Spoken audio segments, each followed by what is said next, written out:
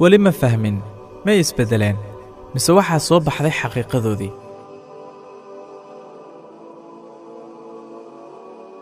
gabadhu ma doonayso nin taajir ah nin qurux badan ama nin gabyaya kaliya waxa ay doonaysaa nin fahmaya indhaheeda hadday murugoodaan dabadeed u tilmaama laabtiisa oo ku dhaha halkan ayaad leedahay muhiimad ha siin qofka bilowga noqda mid wanaagsan waxaad muhiimad siisaa qof mar kasta ahaanaya mid wanaagsan bilowga qof waliba wuu fiican yahay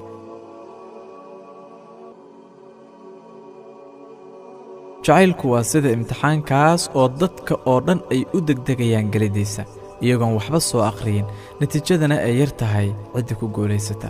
sababtuna waa adkaanta labada maado ee runta iyo ballanta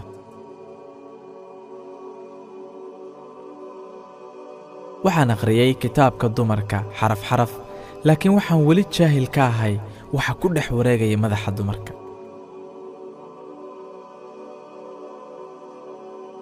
waa inaan jeclaanaa inaan ku dhicin jacaylka maxaa yeelay wax walba oo aan ku dhacno wuu jabayaa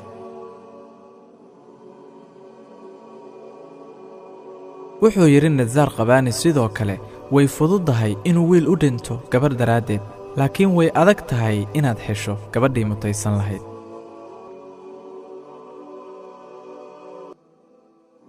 shucuurta ugu adagi waxay tahay qof qalbigaaga u dhowaa inuu noqdo ama ka mid noqdo liiska kuwa qariibka kugu ah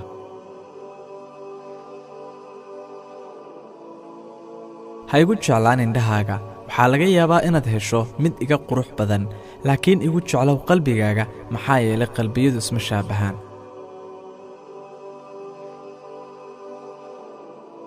hurdada ka hor xiro dharkaaga quruxda badan qolkaaga hagaaji cadarna marso kuwa kuugu yimaada hurdada mararka qaar waxay mutaystaan wax ka badan kuwa caadiga kuugu yimaada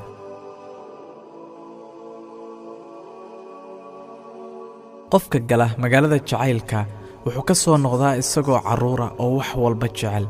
ama isagoo nin weyn ah oo aan garanayn meesha uu ka tirsan yahay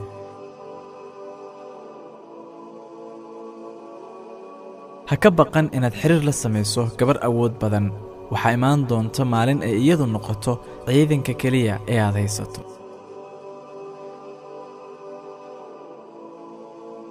qofku jeclaaday ma kuu soo laabanayaa